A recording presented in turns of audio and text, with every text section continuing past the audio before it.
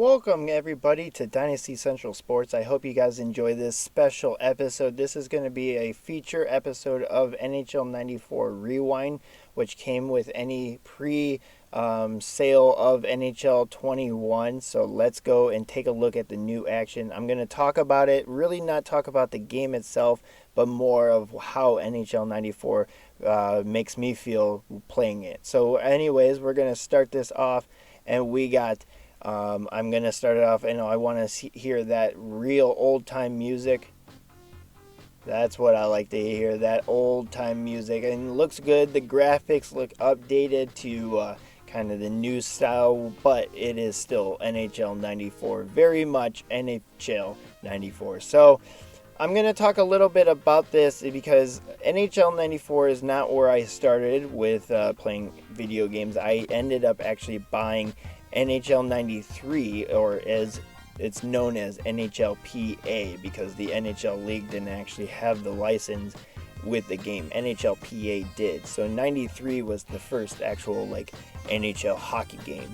And I have a funny story as how I acquired that game. I used to live in Minnesota, and at the time I went to Nickelodeon Live Tour at the Target Center, and I think I was maybe 8 or 9. It was 1993, so I was 8, maybe the summer of 8, anyways, I was 8 or 9, and we won the grand prize of Nickelodeon Live Tour in Minnesota, Twin Cities, and it was me, my older sister, and her work friend and her son. And I won a Sega Genesis as part of one of my grand prize gifts. And the game that came with it was Rocket Knight Adventures. And so if you've played that game, congrats to you. I fucking hated it. I played it once, did not like it, just did not enjoy it. So I thought, hey, let's go to the game place and see if I can trade it in and get a game that I might like for the Sega Genesis. I was so excited to get it. It was 16-bit or 8-bit, one of the better one, the regular Genesis. And so I went to the store, and even then they were trying to jip me for Rocket Knight Adventures, and so my mom actually had to pay obviously more to get NHLPA 93. I was a big hockey player at that time, still at 8. I started playing hockey when I was 4 years old in Minnesota, and I started skating when I was 2.5. And so hockey's always been in my blood. It's always been in my life. And so my first video game that I got eventually was, yes, Rocket Knight Adventures, technically by a technicality, but NHLPA 93 for the Sega Genesis was my first game. But NHL 93, I'm just going to call it that, did not have create a player. 94 was the first year that you could create players, and 94 was a big one for me because I remember I made a whole team of my whole family. I think my dad, because he did play hockey, he was a defenseman. I made my mom a defenseman, and then my 2 sisters and myself, we were the forwards. And I think we had John Casey as the goaltender, because at the time the North Stars were my team. And he was the goaltender, or Darcy Walkalock, I can't remember. Anyways, long story short, I ruled NHL 94. My team was ridiculous. And even though when I would play with my teammates on my hockey team, I would still win without my created team. And we're going to wrap up the first period right here. And I decided to pick 2 teams that were not in the original NHL 94. I could have picked a bunch of other teams as well, because there have been a lot of expansion since then. But Minnesota Wild has always been my favorite team since their inception. And then the San Jose Sharks are actually my wife's favorite team. So we have some ties to both these teams, even though both of them don't have long history in the NHL. Minnesota has long history as a hockey state. And the San Jose Sharks have always put together a great fan base. Their big ice rink, Sharks Ice, has the largest adult league in the world, and the rink is incredible. It looks like junior quality rinks everywhere. So anyways, I don't know why there's so many offsides. It's really annoying to see this many offsides in this game. I can't turn it off, especially for this first game. But hopefully in the future, if you guys do like these games and my, just a little bit of a story time for Dynasty Central Sports here. If you guys like these episodes, tell me what teams you want me to see, what teams you want me to play, and I'll do it. I'll put up a couple of these games, and we'll have a little story side chat with Dynasty Central Sports here. And so anyways, this was a big goal, though. Mikko Koivu puts one home, even though Koivu is not on the Wild anymore. He's on the Blue Jackets, another team that wasn't in this game. Weird to see him there, and see Marcus Johansson. So they clearly did update some of the rosters, but some of the rosters still weren't updated. And look, we got an achievement. He score a goal against the computer. And really, that's where the NHL 94 Rewind ends, is playing against the computer. You can play against friends if they come over and it's, one-on-one. But you can only play against the computer. You can't play online, which is okay for me because I never play online. But it is, a bit tedious to play this, especially when I have NHL 21 with better graphics, everything better. I can turn off fucking offsides if I wanted to. And, it's a little easier to play and it looks a lot more real. But for the nostalgia effect, for having a friend over and playing a video game, and we both like hockey, this is a great game to have.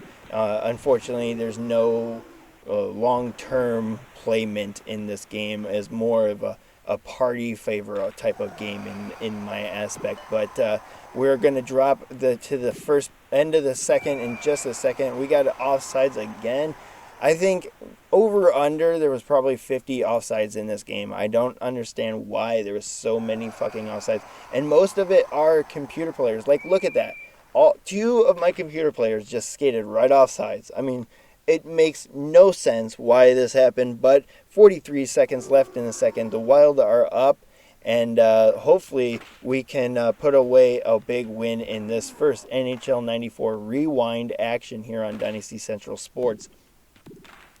Smash like down below if you guys are enjoying this content. Like I said, throw a comment down below if you guys enjoy this and want to see some new teams or other teams play. You got Nashville beating the shit out of Vancouver down there. Toronto beating the shit out of New York. Don't know which one it is. In Chicago winning 6-4 over Tampa. Tampa was, I believe, originally in NHL 94. I can't remember. I am too high to look up any NHL history right now. But I want to say they were 92. But anyways, nice big save from Martin Jones on that one. I thought we had a goal. And I don't know a lot. I know some of the numbers. It's very hard to remember what numbers are which, especially since these are updated rosters, and I don't know who is on who's still wearing what numbers.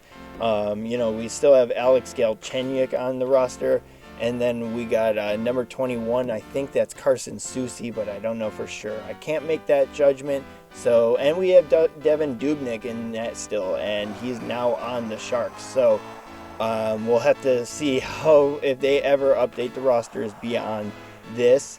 Fun fact, it's interesting to see Brent Burns with a huge slapper right in the slot, blows her right past Devin Dubnyk. What I was saying is it's very cool to see that it did update, and they had to, obviously, for African American players, black players in this game, because they weren't really in the NHL 94 series, only in goaltender form. There was Pokey Riddick, Fred Brathwaite, and Grant Fuhr, I think, in the actual black players in the NHL in 93, 94 era. Correct me if I'm wrong. Throw down in the comments if I missed one or two. But you didn't see a lot of black skaters in the NHL. So NHL 94 didn't have black skaters. I'm sure they had to mod one for Evander Kane and all the other new black players in the league for this mode. It's good to see that we have that diversity now in this game, whereas in NHL 94 we did not have that diversity. Big saves from Devin Dubnyk on Logan Couture right in front of the net. Where's our defense? They're hanging Devin out to dry on that one. We got Zach Parise with the puck skating it into the zone. 18 seconds. Are we going to go to overtime in this game? I think we might. Jared Spurgeon's got the puck. 2 seconds, and we are going to go to OT in this one, guys.